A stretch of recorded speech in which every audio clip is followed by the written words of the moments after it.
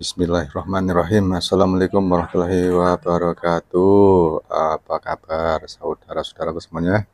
Semoga selalu diberikan kesehatan juga semangat untuk terus berkarya.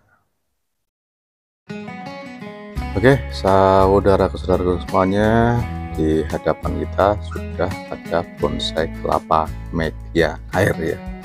Ini jenis kelapa gading kuning yang akan dilakukan pruning.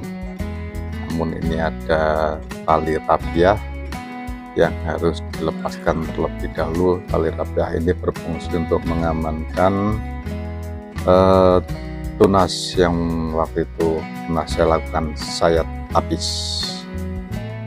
Oke, lanjut untuk pruning pada bonsai kelapa ini. Nah, ini daunnya kan sudah mulai tidak bagus ya, jadi langsung saja di pruning atau dipotong pelepahnya.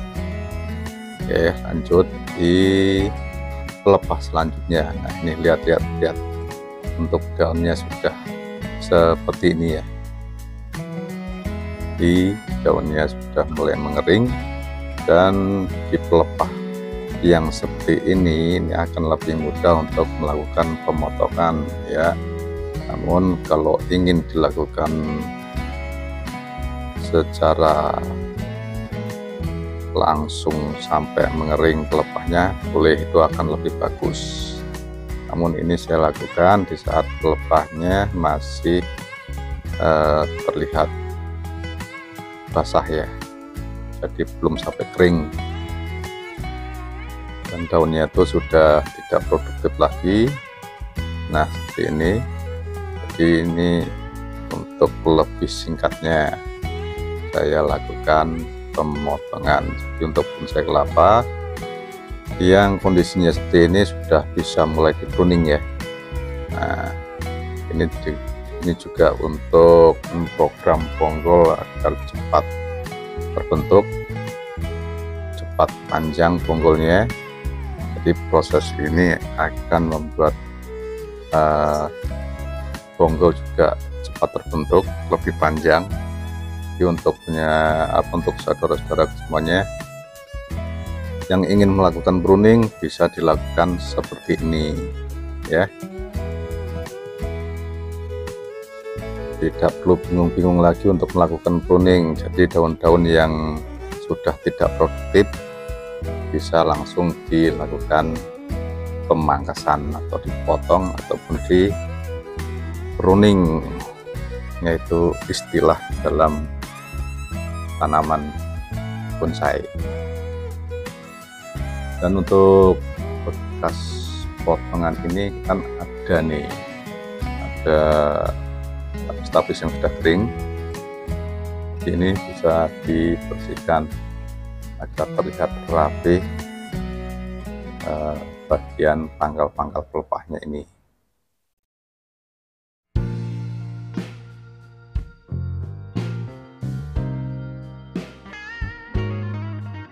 Lanjut setelah kuning ya, kita lanjutkan. Jadi untuk di bagian pangkal-pangkal pelepah ini kan masih ada tapis-tapis yang tinggal ya. Jadi tapis yang masih ada di bagian pangkal-pangkal pelepah ini sebisa mungkin kalau bisa dilakukan penyayatan.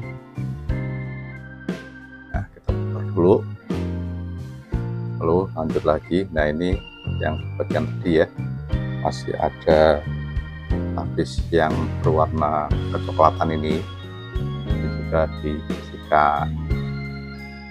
Jadi kan terlihat penampilan bonsai kelapa itu terlihat rapi, bersih, juga akan lebih enak untuk dipandang.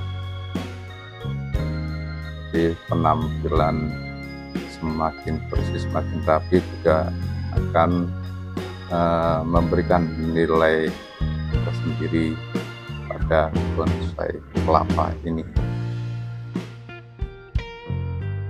Jadi Untuk saudara-saudara semuanya yang mungkin masih bingung untuk cara perawatan pohon kelapa dan cara pruning serta cara penyayatan sayat tapis, ya di sini akan saya sajikan secara komplit lengkap ya. Nah, dari pruning hingga pembersihan tapis-tapis yang tersisa hingga penyayatan tapisnya seperti ini. Untuk penyayatan ini kita tuh menyayatnya di bagian pinggir pelepahnya ya, yang ada selapnya ini, selaput tipis pembungkus itu. Nah, ini itu disayat lalu dipotong. Dan untuk pelenturan seperti ini juga berfungsi untuk mempermudah kita dalam melakukan penyayatan tapis. Jadi kalau pelepahnya itu masih rapat, maka bisa dilakukan pelenturan seperti itu tadi. Dan nah, ini seperti ini untuk tapis yang bagian pangkal. Nah, ini juga disayat dengan ditarik sedikit sambil dilakukan penyayatan sedikit lalu dipotong. Oke, kita lanjutkan lagi untuk penyayatan di bagian pelepah selanjutnya. Nah, ini agak susah ya kalau yang di bagian antara pelepah dan tempurung kelapanya ini ruangnya agak sempit, jadi sebisa mungkin saudara-saudara semuanya bagaimana kita untuk melakukan penyayatan sebisa mungkin ya, akan cari caranya di selah yang seperti ini nih, agak sempit nih ruangannya. Jadi sebisa mungkin dan seaman mungkin dalam melakukan penyayatan bagian yang ruangnya sempit seperti ini. Kadang-kadang patok kelapanya itu bisa lepas kalau sudah usianya agak lama ya. Nah, lanjut lagi ya di penyayatan tapis yang bagian atas ini. Nah, ini setelah disayat lalu dibuka tapisnya. Nah, ini kalaupun agak susah bisa dilakukan ditarik sedikit ya, sambil tarik sambil dilakukan penyayatan sedikit-sedikit. Nah, jangan terlalu menekan dalam agar sayatan pisaunya itu tidak mengenai di bagian pelepah yang dalam yang terbungkus oleh tapisnya itu tadi. Jadi tidak meninggalkan luka pada pelepahnya. Oke, lanjut lagi bagian sebelahnya ini juga. Nah, seperti ini tuh. Nah, lakukan penyayatan seperti ini. Oke, lanjutkan di ini sambil ditarik sambil disayat pelan-pelan. Setelah disayat lalu dipotong seperti ini.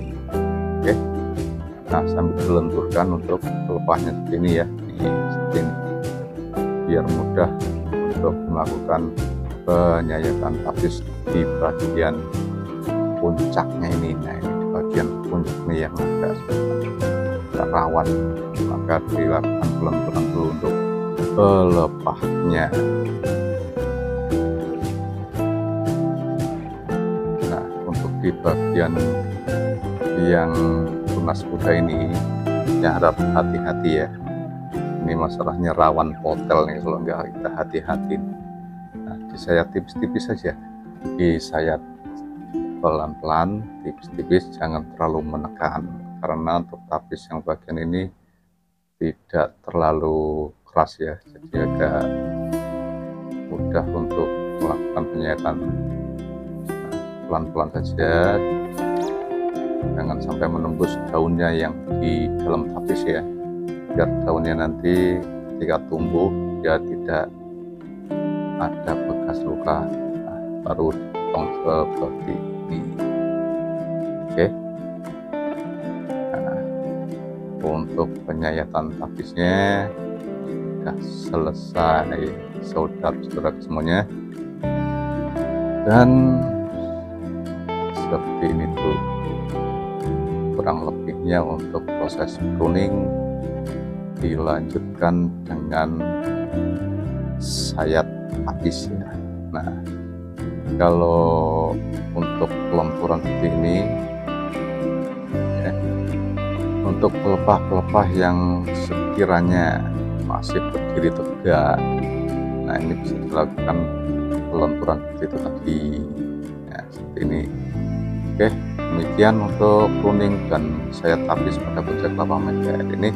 Semoga bermanfaat, dan jangan lupa subscribe, komen, dan juga bunyikan notifikasinya. Semoga bermanfaat, dan saya akhiri. Assalamualaikum warahmatullahi wabarakatuh.